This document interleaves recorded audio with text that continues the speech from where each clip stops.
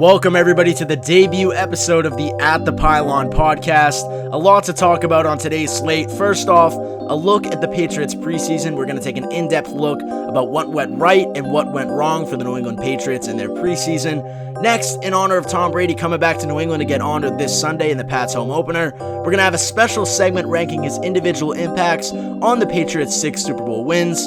And then finally, we're going to bring in our analyst Chandler Betts, get his take on what the Pats need to do to get the W this Sunday, as well as his take on some of our rookies that are coming in to join the roster this season. Let's dive right into it.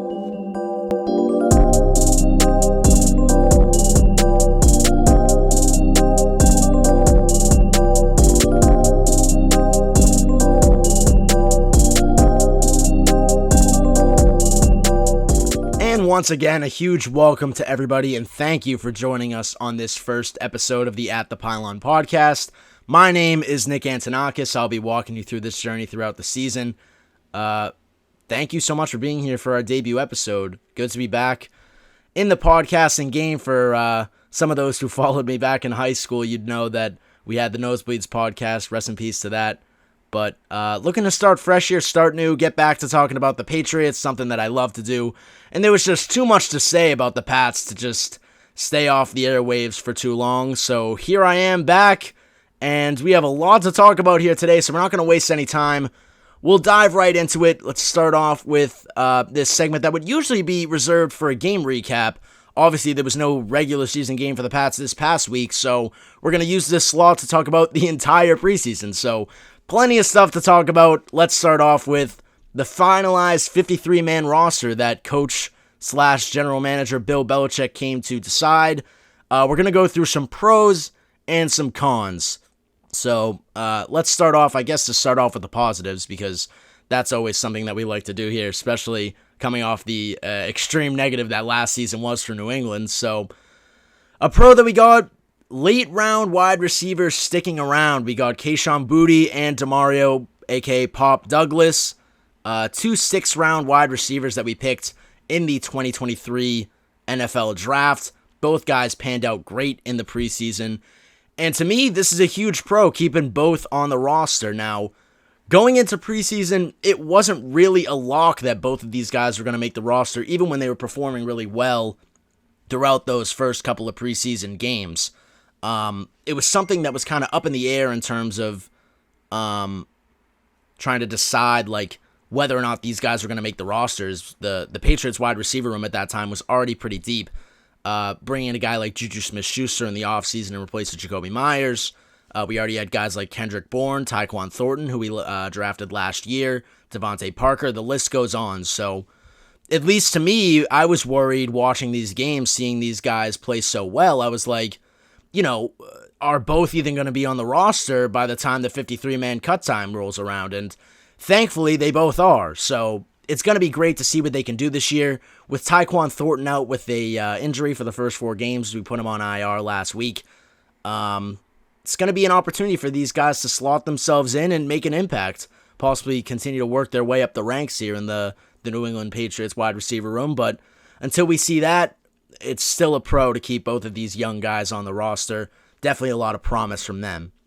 Now, going into a con, the Patriots on offense is another position that kind of varies on offense that I thought that had a big con going from their decision at the 53-man roster cut down time was their running back depth. So we go from a position that had plenty of depth around draft time. We had plenty of guys in that back room, bringing in Ezekiel Elliott in the offseason in place of Damian Harris, who left us for Buffalo last year. Kind of a traitor move, but it's okay. Obviously, Ramondre Stevenson at the helm.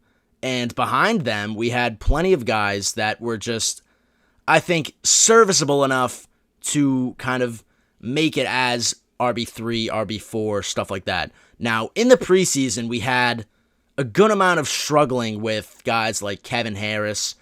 Ty Montgomery wasn't playing too well. Pierre Strong was playing okay. And then J.J. Taylor, who I'll get to a little bit later, I thought was playing pretty well throughout the preseason, especially towards the end.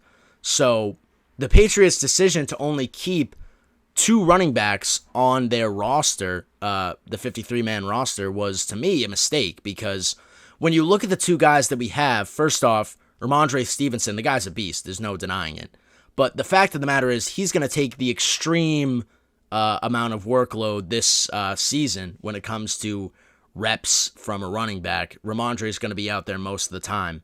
So pushing a guy nonstop to kind of keep going and playing in all these games. We saw him last year start to struggle a little bit in terms of getting banged up a little bit because of his constant, involvement in the offense when Damian Harris went down. So looking back to that, it's kind of a risk that we only have on the roster, at least, his backup, if anything were to happen, if he was going to get worn out during a game, God forbid injured, is Ezekiel Elliott, who has had plenty of injury problems himself throughout his career. And to me, I think he slots in as a good RB2, don't get me wrong, but he was pretty disappointing in Dallas, especially these previous 2 years, kind of getting pushed out of there from a Damian Pollard perspective. Pollard kind of pushed him right out of there in terms of competition in the running back room in Dallas. But going from a perspective of those two guys being the only two guys on the roster right now in terms of running backs is a little bit shaky for me. We had a guy like J.J. Taylor, who I said I was going to get to, and now I am, that I thought played, pretty well this offseason. We don't really have a guy in the backfield that is specifically, a small, faster running back. I would call Ramondre and Zeke both power backs.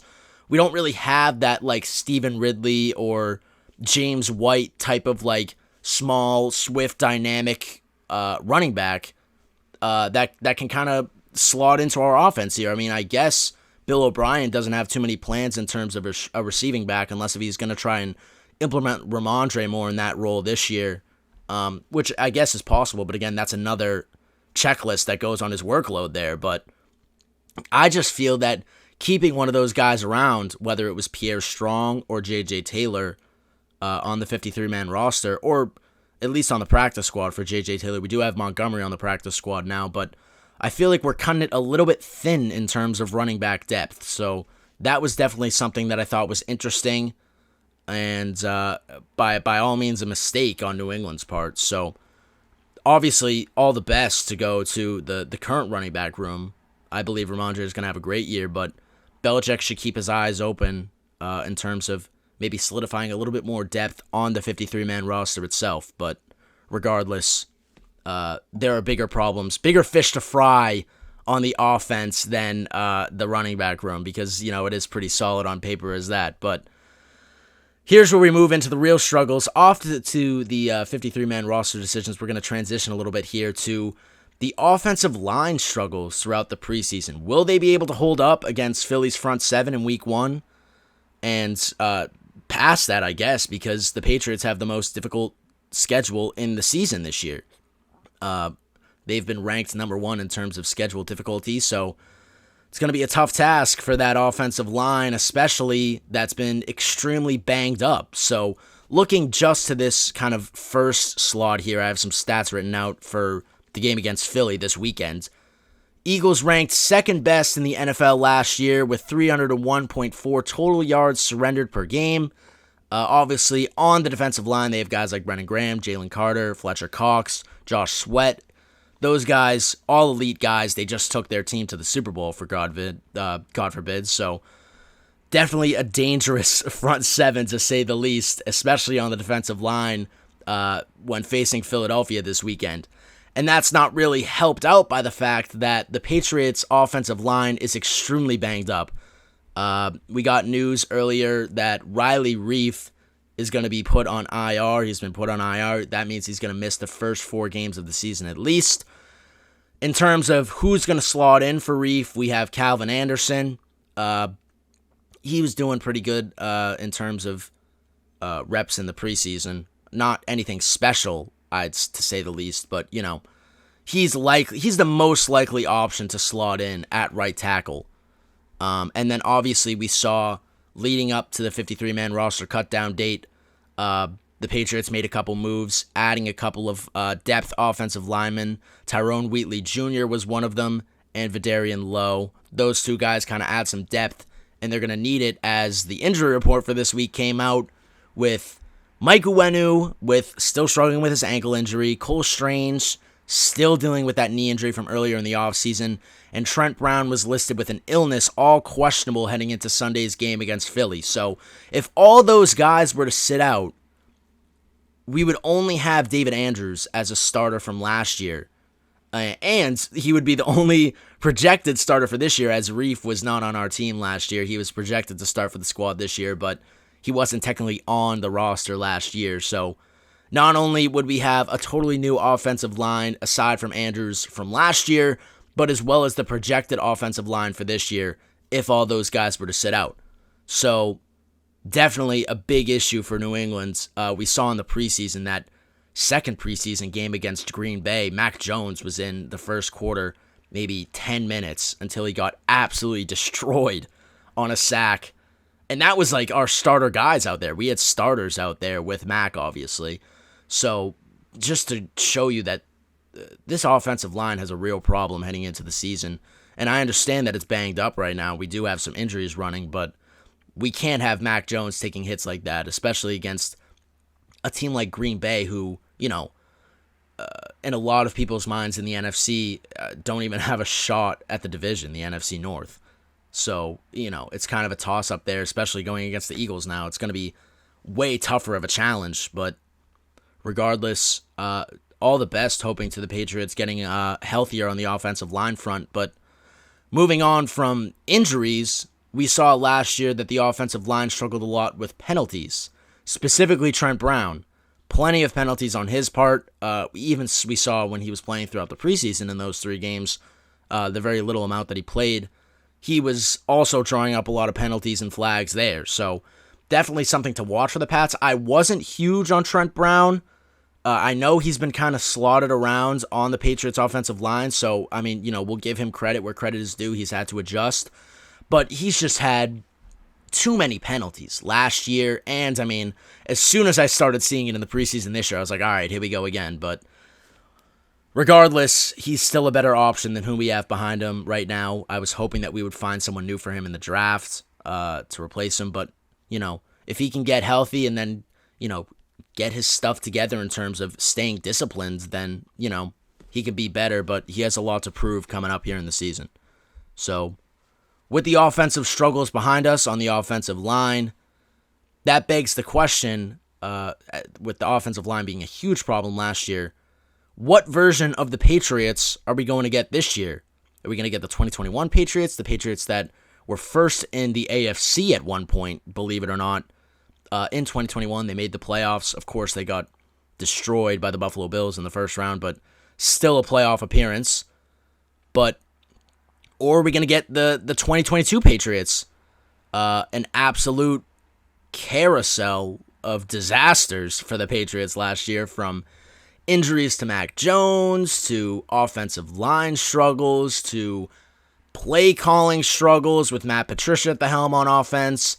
So the big question going into this year is, are the Patriots going to pick up from where they left off in 2021 and actually have the season that 2022 was meant to be, an improvement upon that sees the Patriots get a little bit more dangerous on the offensive side of the ball? Or are they going to revert backwards to their 2022 team with, complete offensive struggles and disconnect between Jones and the coaching staff? That's really the big question leading into this season. But one thing to kind of look at first is the defense. We got to give the defense their flowers, because in 2021 and 2022, the defense was borderline elites both years. If anything, it was better in 2022 than it was in 2021, excuse me. So the Patriots defense last year was just incredible. So flowers to them, definitely for kind of pulling up last year and really carrying this team at times. The defense was really responsible for a big amount of wins on our schedule last year. So not only that, but I think that the defense has gotten even better this year, the best out of the 3 years previous. We added rookies, Christian Gonzalez, Marte Mapu in the draft. Those guys, Keon White as well. All guys that look really good. Christian Gonzalez obviously had a little bit of an injury struggle, but on that, I believe it was a left ankle injury in practice one day, but seems to be recovering from that pretty nicely. And hopefully he's ready for Sunday's matchup against Philadelphia, because I'd be putting him on A.J. Brown immediately. But in terms of cornerbacks as well, Jack Jones had that whole situation with the guns at Logan Airport. That has cleared up. The charges were dropped. So he's clear in terms of legal obligations, but hopefully that makes him available as well for Sunday, because he's a much better cornerback 3 or 4 option than Miles Bryant is, in my opinion. No flack to Miles Bryant, but every position he's kind of been put in this year, and previous years, I should say, is he's just been mismatched every time. So kind of getting a guy like Jack Jones, who, did struggle in the preseason, I will say. He did not have a great preseason, especially that game against the Titans. That was a struggle. But I still think that he's a better option at that CB3 or 4 spot.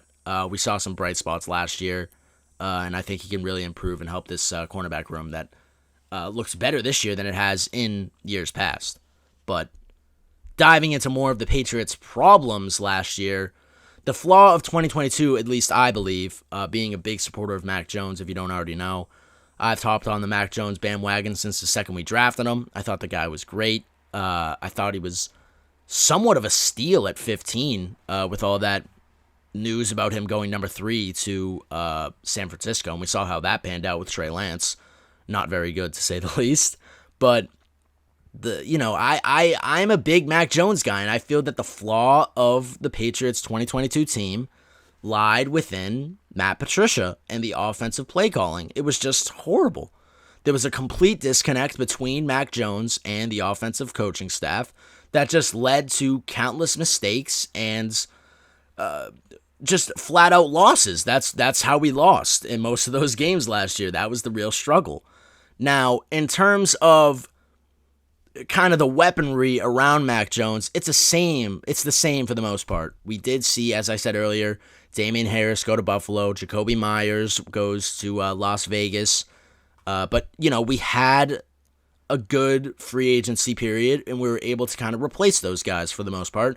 Juju Smith-Schuster, I would say, is an equal to maybe a tiny bit better than Jacoby Myers. So maybe a tiny bit of an upgrade, you could argue, but I think they're about the same. Damian Harris is gone, replaced with Ezekiel Elliott. I would say that maybe that's a little bit of a downgrade, if not even just a tiny bit of a downgrade. But nonetheless, I think that Zeke will do good in this offense, especially with the pass blocking opportunity that he has in terms of defending the quarterback. And we had a little bit of a tight end shuffle, getting rid of Jonnu Smith finally, thank God, and bringing in Mike Gesicki. Now that, I think, will have probably the biggest impact in terms of weaponry this year for the New England Patriots offense. It's kind of being able to slot in Mike Gesicki and fulfill that role that a lot of people imagined would happen in 2021 with Hunter Henry and Jonnu Smith kind of participating in a two tight end, offense, kind of like how Gronk and Hernandez did it back in the day. That also leads into the fact that, first off, to start, Gesicki and Henry are no Gronk and Hernandez, but something similar to that in terms of plays that we run and stuff like that not only ties into the fact that we brought back Bill O'Brien, who coached both of those guys, I believe so, yeah, in the beginning of his stint as the offensive coordinator. So two guys that I think can really add a lot to this Patriots offense in Hunter Henry and Mike Gesicki. And I feel that Bill O'Brien will be able to utilize the tight ends much better than Matt Patricia ever could. So with that, I feel that if I was to pick the 2021 or 2022 Patriots, I would say that we're going to actually get back on track this year to being an improvement upon the 2021 Patriots, because we'll have a better offensive play calling system with Bill O'Brien at the helm. Won't have to deal with a lot of those disconnects, and I feel like it'll allow Mac Jones to finally flourish, because as I said back when Mac was in the offense with Josh McDaniels back in 2021, Josh was obviously playing it a little bit safe with the rookie, trying not to get his confidence busted by having him go for a big play and messing up. So, Jones was protected a little bit in his kind of rookie season, I should say. Now, I thought that was going to go better in 2022 because they were going to let Mac have more freedom, but Patricia had absolutely no variety or knowledge in how to call offensive plays, so it was a complete disaster. Now, in 2023, I feel that Bill O'Brien, not only does he know how to call an offense, but he'll give Mac Jones a little bit more freedom and kind of put some more trust into him to kind of have him make those plays that I at least thought he could make in 2021, but was kind of being held back a little bit by the coaching staff to play it safe. As we saw in that game against Buffalo, actually at the end of last year, we were in do or die mode. They were just like, you know what, Jones, just start airing it out. And we had like amazing plays like that Parker catch and more. So, I think if we just let Mac Jones rip, he'll play really well. So 2021 Patriots is my selection on that. Up next here on the At the Pylon podcast, we have a segment that I like to call the Pylon Cam, where we're going to scope in on a specific story leading into the Patriots game upcoming this week. This could kind of vary each week, but kind of the big thing going into Sunday's game against Philadelphia is the fact that the Patriots are honoring longtime quarterback and potentially the greatest quarterback of all time, in my opinion at least, Tom Brady. He's coming back to New England post-football to get honored by the team and Robert Kraft specifically. So, kind of in honor of Tom and him returning to New England finally post-football, not on the opposing side, as he did in 2021 with the Bucs. We're going to rank the 6 Super Bowls that Tom Brady won with the New England Patriots in terms of how much of an impact Tom Brady had on the Pats winning that game. So, obviously, we start off by saying that he had an impact on every single one. Like, that's clear. But in terms of the amount of impact he had, it kind of varies a little bit. So we're going to go through and rank how much of an impact Tom had on each Super Bowl game that the Patriots won. So starting at the bottom of the list, kind of a more obvious pick is Super Bowl 53, Patriots versus Rams. Defense just carried for the Patriots in this one. 13-3 win for New England. Tom didn't throw any touchdowns. Still threw for 262 yards, but that's really on the part of Julian Edelman to shine there, as he was the Super Bowl MVP for this one. But not a bad game by Tom at all. I mean, he played well, despite not throwing any touchdowns. It was still a good performance for Tom and New England's offense. We just saw a lot of Sony Michel running that game. Julian Edelman, obviously, with plenty of receptions, enough to win the MVP. But not really that much of an impact from Tom on this one. It was more the defense that kind of made it in this one, only giving up 3 points to the Rams, who had a pretty star-studded offense, aside from Jared Goff, who was struggling, to say the least, in this one. But the Patriots' defense certainly wasn't making it easy for him. But, yeah, I'd say that that's probably, and I think a lot of other people would agree with that Super Bowl 53 is probably the least amount of impact that Tom Brady's had on a Patriots Super Bowl win. Going into the next one, number 5 spot, a little bit more of a controversial take. I have Super Bowl 39. Your first thought might be, okay, well, this is because Tom Brady wasn't the MVP of this game. Not specifically that. Of course, Deion Branch had a huge impact, obviously being the MVP for the New England Patriots. But Tom had a very good game statistics-wise, 23 for 33, 236 yards, 2 touchdowns. It was a solid game by Tom Brady. And that's saying something, that this is a solid game only by Tom Brady. That's saying something. So, obviously didn't get the MVP title. Branch did an amazing job for the Pats that game. And besides that, not to even discredit Super Bowl 39 in terms of Tom Brady's contribution, I just think that there are games above Super Bowl 39 on this list that just Tom Brady added a lot more to. Not even on a statistical standpoint, but just, leading the team, which I'll get into here with this 4th selection, because I have Super Bowl 36, Patriots versus the St. Louis Rams. So this kind of transitions into the point that I was making. Stats weren't really everything, because statistic-wise, Tom Brady did not have, a very dynamic game here. 16 for 27, only threw 145 yards. That's crazy. Only 1 touchdown. But this was a game that Tom Brady just, it's what made him famous. That last drive leading up to the field goal, the game-winning field goal by Adam Vinatieri, is just something that, nobody thought the Patriots were going to be able to do. They were the underdog going into this game. Tom Brady, a very young quarterback leading this Patriots Super Bowl bound squad, was able to lead the Pats. Classic 2-minute drive. It would become something Brady's just absolutely known for throughout his career, the 2-minute drive. And Pats were able to clinch the W because of it. So despite the stat sheet not being there completely, I'd say that Tom Brady had a bigger impact on the Pats winning this game than he did in Super Bowl 39, despite the stats saying otherwise.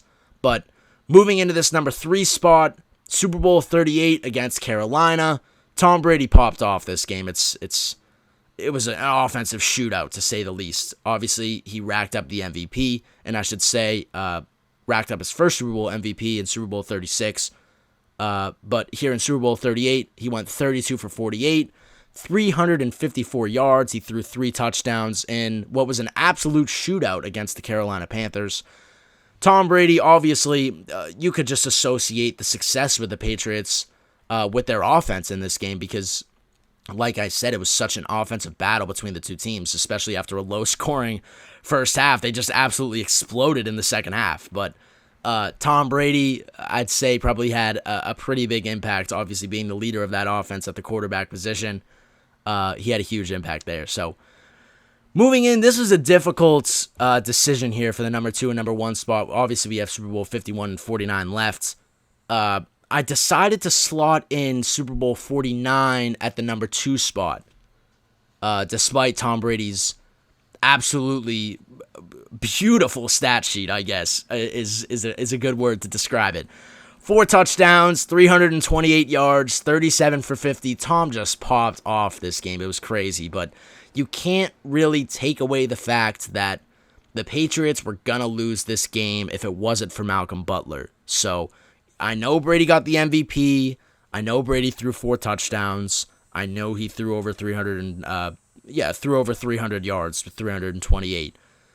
But you can't take away credit from, although you can pin that last-minute decision by Pete Carroll and Russell Wilson, more Pete Carroll, I wouldn't blame Russell Wilson, but to not run the ball there on the goal line and throw it is just something that's, ridiculous and will never, it's going to go down in Super Bowl history as one of the most controversial plays of all time. But in terms of impactfulness, without Tom Brady, the Patriots would not have won this game. Don't get me wrong. They would have gotten blown out. But in terms of that last edge of impact, I feel that Tom Brady didn't have as much of an impact in this game as he did in Super Bowl 51, solely because that last play was out of his control. We all seen the shot of Brady celebrating on the sidelines like a little kid, finally winning a Super Bowl again after 10 years. Yeah.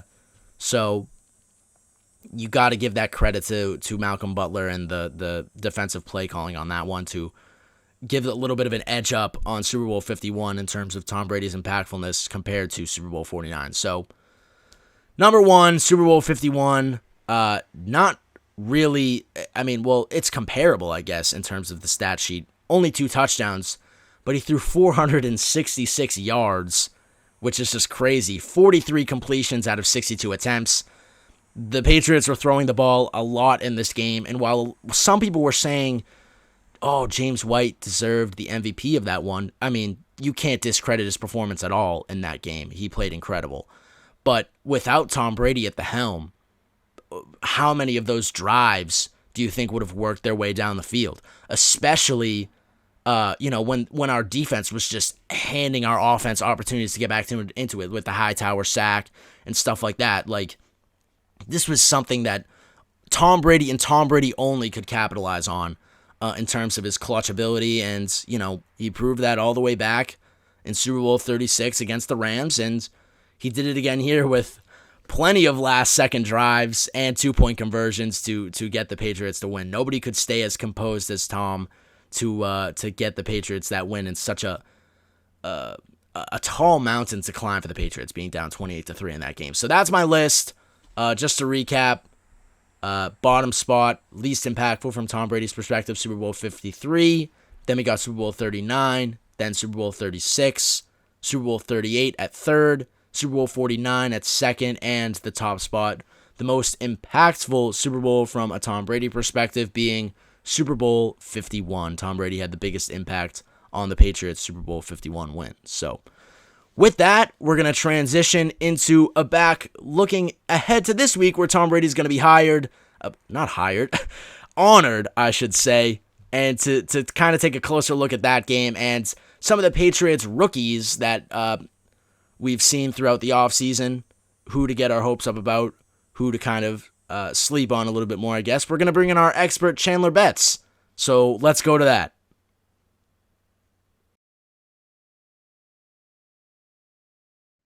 All right, we are joined by our analyst, Chandler Betts. Chandler, thank you for joining us. He's a junior at UMass Amherst in the Honors College there, and a very avid sports fan that I've known for a very long time. So I appreciate you hopping on the podcast with us here and joining us as our analyst. Yeah, thanks for having me, Nick. I'm really excited to be here. All right, so let's dive right into it, Chandler.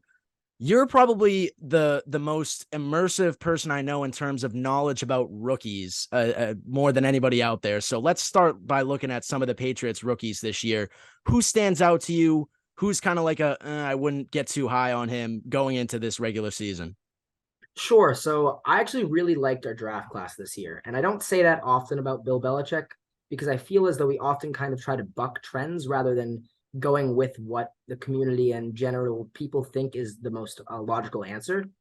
But this year, of our first two picks in Christian Gonzalez and Keon White, we got two of Daniel Jeremiah, who's probably the most heralded sports analyst in terms of the draft community. We got two of his top 32 players. Christian Gonzalez was, I believe, 11, and Keon White was 28. So those are both two very impressive draft picks, especially having traded back to get Christian Gonzalez. Now, to really briefly touch upon him, because I feel everyone's already said everything you need to know about your first round pick. Christian Gonzalez is a lengthy cornerback, a true man-to-man outside corner. He's quick. He has great hip mobility. He's physical, and he's really willing to tackle. He was many people's cornerback one in the draft, myself included. And he's actually 21 years old, so he's very young. Thankfully, he is younger than me because I'm also 21. only by 2 months though, which really contextualizes my life right there. But he was the first team All Pac-12 cornerback this past year, and I think that he's going to immediately slot into one of those outside corner positions along with Jonathan Jones. And I'm really expecting him to be the true future man-to-man cornerback, allowing the rest of our defense to play a 10-on-10 situation when he can just isolate one wide receiver, one threat in their team. Moving on to Keon White, kind of the opposite end of the spectrum, actually, because he is 24 years old. He's very old, and he's going to turn 25 during the playoffs this year. So that, I feel, is a contributing factor as to why he fell to us in the second round. But there was another really old draft pick that we made a couple of years ago, Kyle Duggar. Kyle Duggar was 23, I believe, turned 24 during the early parts of that season, if I remember correctly. Yep. But yeah, point being, older player, super high motor. If you saw him on draft night, the second day, it went pretty viral. He looked so mad when he got drafted, and I thought it was really funny, especially because he plays like that too. Daniel Jeremiah, who again I referenced earlier, described him as a, quote, twitched up edge rusher with a defensive tackle frame. And to me, that just sounds like someone who is going to be a great asset for Belichick on the defense. He's versatile. He really is just a ball player. He can play anywhere from like a hand in the ground 3 technique next to Christian Barmore or Lawrence Guy or something along that lines. Or he could really even be a 7 technique in rotation with like a Judon or an Uche. I believe Uche is also in a contract year, so that could be a contributing factor to that. And I wouldn't put him here, but he has really underrated coverage skills, so he could even be seen in the second level as some kind of a true linebacker. But yeah, defensive versatility. I expect a lot of production immediately. He had an excellent training camp, and on a not very good Georgia Tech team that went 5-7 this past year, he was a third-team All-ACC player, which doesn't sound super great. Third team would put him at anywhere between the 4th and 6th best edge rusher in that conference. But I still think that is a really impressive feat, considering that he was the only really defensive threat on that team. So then moving to our third-round pick, Marte Mapu. Yep. Those of you who know me, and Nick does very well, this man is a hybrid safety. Nick, my history with hybrid safeties, I love me a good hybrid safety. That might be my favorite position. Oh In yeah, almost Isaiah all Simmons aspects. was one of your favorites back in what was Yes, it, 2020? yes, 2020 draft. Yep. Uh, Unrelated, but the Giants got a great steal there that he Yeah, they could did. be. It's extremely low risk, and he could feasibly just really revolutionize that defense. He is incredible. Wink Martindale is going to do great things with him and Giants, but we're not talking about the Giants. We're talking about Mate Mapu. Um, so his position as a hybrid safety, it has a bunch of different names in different programs. But what I know it as is the Viper position. It's like a box safety, someone who is truly a safety. He was actually, I'm going off the top of my head now. He was the number one safety in his conference in FCS. And then he played linebacker also. And then he was technically listed on their website as a nickelback. So Mm. he has been someone who's worn a lot of different hats, but I would consider him specifically a Viper. The Viper, like I said, box safety, was actually popularized by then Michigan defensive coordinator and now UMass head coach, Don Brown. Oh, And the player with whom he really revolutionized that is Jabril Peppers, actually, who's on the Patriots, of course. another, yeah. So that's a very interesting link there that I'm expecting a lot of production from him. He was the Big Sky Defensive Player of the Year. He is also, or not also, he is 23, turning 24 this during the season. His really ascension to a top player also coincided with Sacramento State, his schools, their best stretch in program history. I'm expecting a lot of really impressive things out of him in towards the end of the season. I'm not sure if we'll see that off rip just because of how strong our secondary is. Yeah.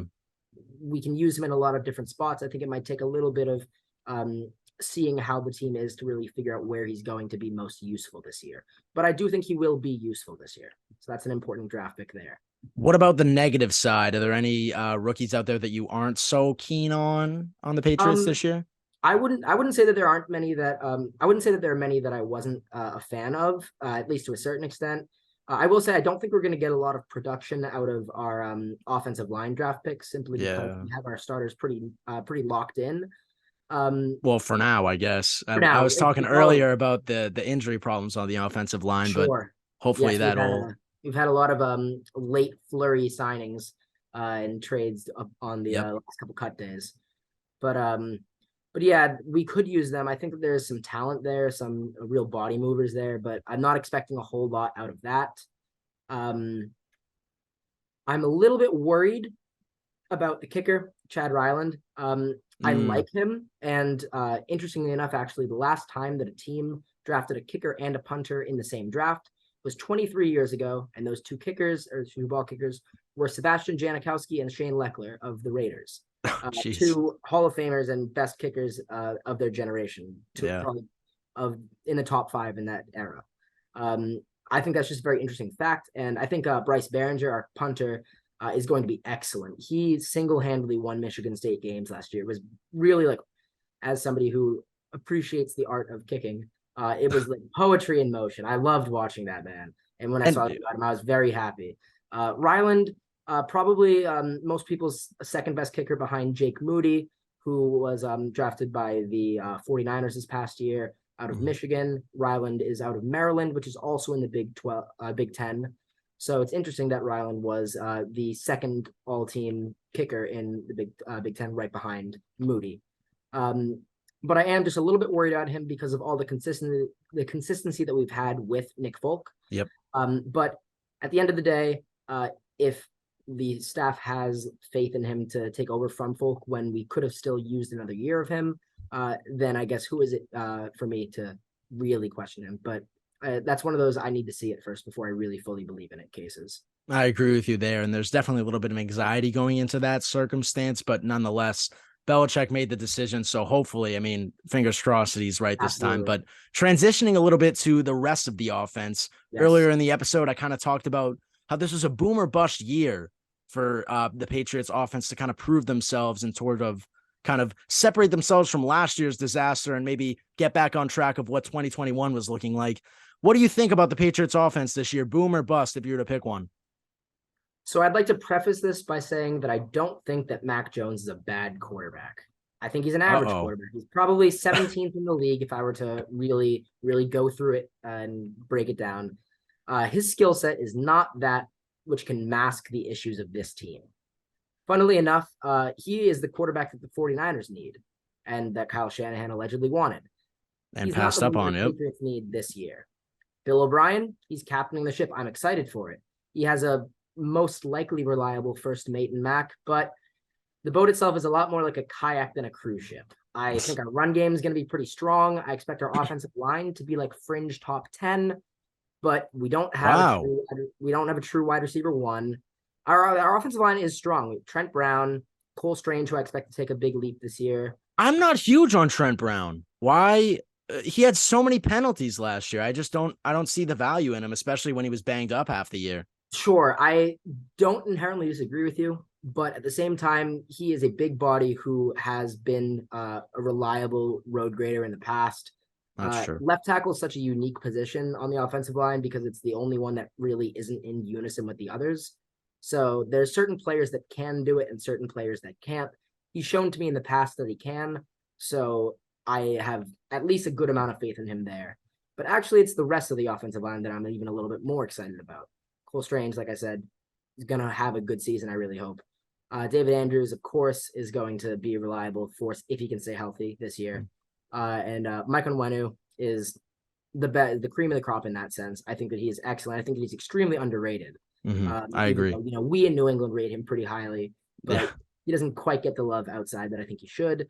And then that last position we had, I think 4 players play over 50 snaps at right tackle last year, Yep. which is a very, very bad thing for the continuity of an offensive line.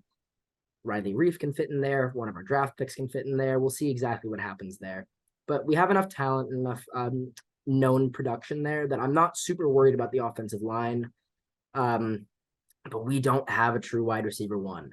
And especially with all of the reports that have come out in the past couple of days about Juju Smith-Schuster's knees, Yep. I really don't like that. In a pass-heavy league, having a really strong run offense is important, but only having that run offense limits the looks that we can get inside of that run offense. And teams should and probably will dare us to pass on them in order to beat them. So Now I let me take a stab at that really fast because I do agree with you that the Patriots do lack a wide receiver one, but in my eyes, I feel that they have a deep enough group around them and enough role players in that in that wide receiver room, I should say, that can make plays happen in terms of like Devontae Parker being kind of that long ball guy. Kendrick Bourne, we saw getting a lot more reps in the preseason. It seems like he's going to be shifting his way back in like he was in 2021.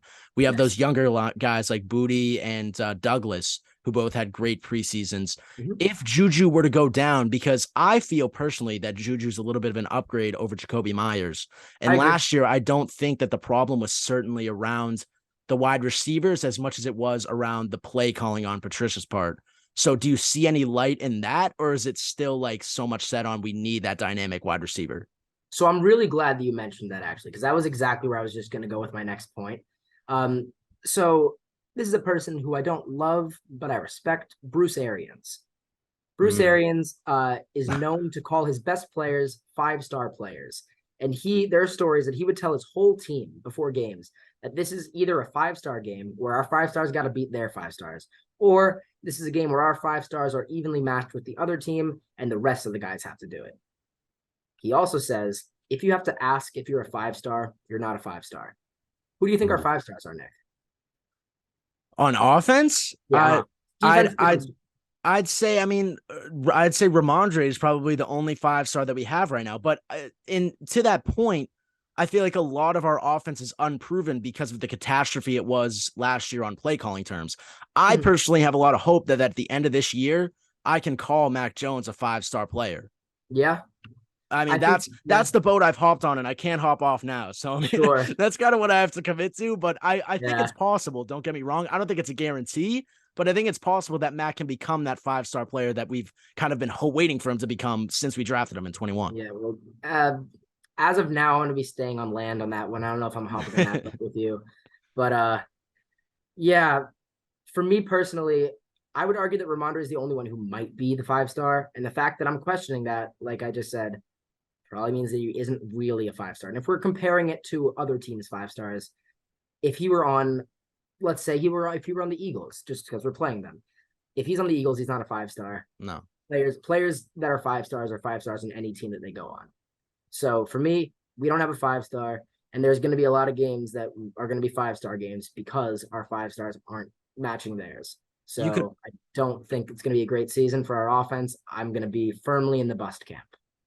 Well, that's fair. And I guess you're talking about 5-star players versus 5-star players. The Eagles certainly have a lot of 5-star players on their team, and we're matching up against with them on Sunday. So Chandler, we're going to keep every week. Actually, we'll end the episode with predictions from both of us, as well as score predictions.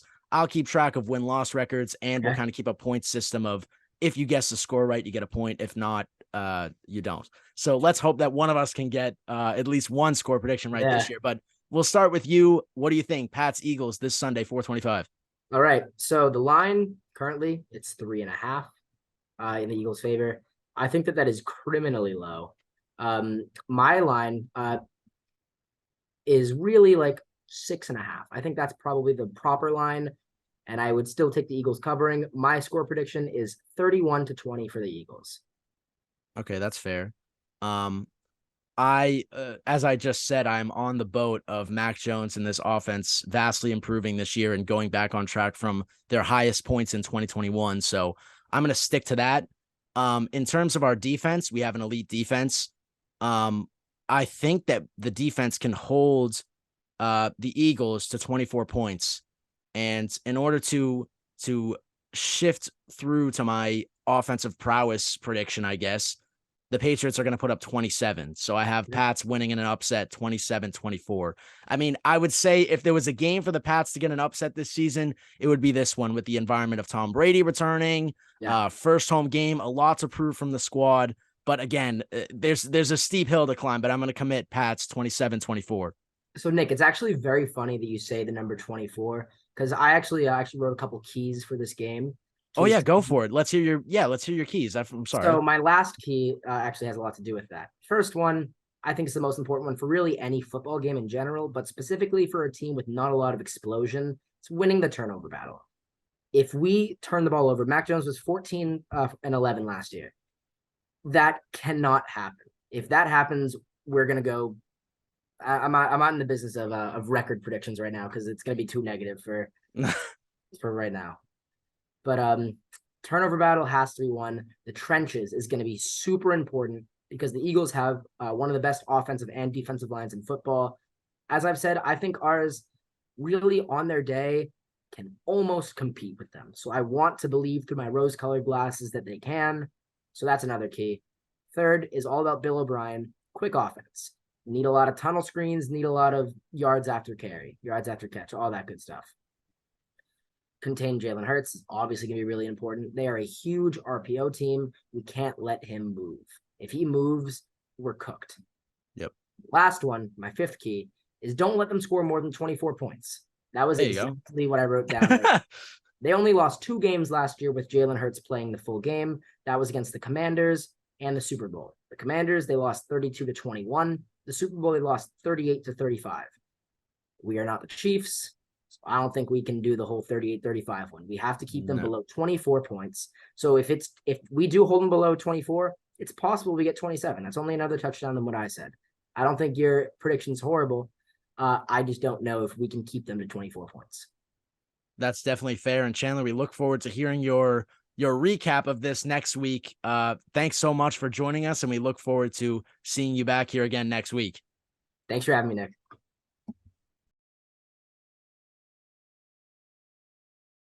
But that's it for this episode of the At the Pylon podcast. Thank you so much for joining us, and I hope you're looking forward to next week. We'll have our first post-game reaction episode. That's going to go up on Tuesday, and enjoy the game this Sunday. Good luck to the Patriots, and we'll see you all next week. Thanks so much for watching, everybody.